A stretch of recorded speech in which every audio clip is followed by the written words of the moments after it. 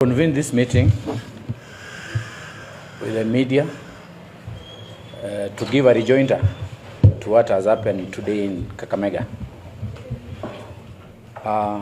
Prior to holding the meeting that has taken place today at Golf Hotel, last night I consulted the Azimio leader Raila Odinga, who was in Mombasa, on whether to attend the meeting or ignore. He gave me express instruction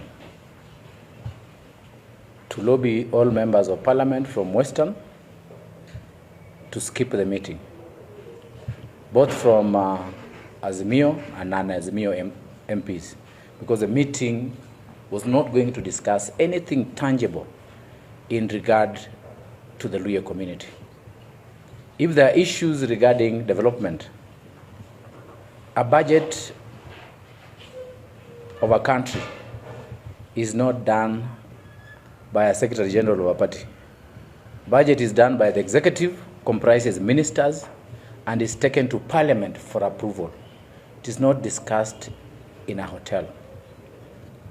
The meeting agenda was to discredit the current leadership of leaders in Western Province, led by Prime Cabinet Secretary Wycliffe Musalia Mudavadi, Speaker of the National Assembly Moses Masika Wetangula, and the current nominee for cooperative slot Wycliffe Oparanya. Those are our current leaders in government. We are standing by those leaders, and it has been displayed today. Natembeya has no political spine whatever.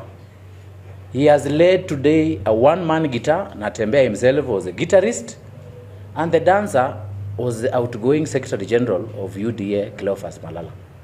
And Luhyas have seen for themselves. We are going to convene a major meeting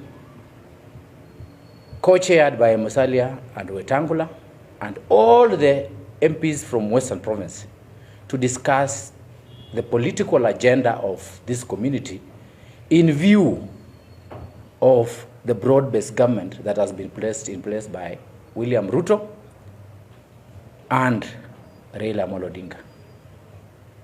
The meeting should be ignored. The meeting at Golf should be ignored as a flopped meeting, because the representative of the people are the elected MPs, elected senators, elected governors. A meeting convened by one governor and a Secretary General cannot address the issues bedeviling the Luhya community. We'll count it as a non-starter, and we'll treat them as political outcasts from the Luhya community who are being used by external forces, including the Deputy President of this country, DP Gachagua, to undermine the leadership of Western Kenya.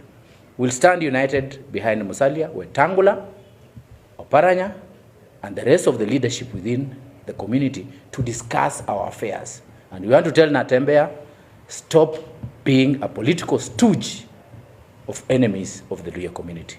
You started well, but you will end badly.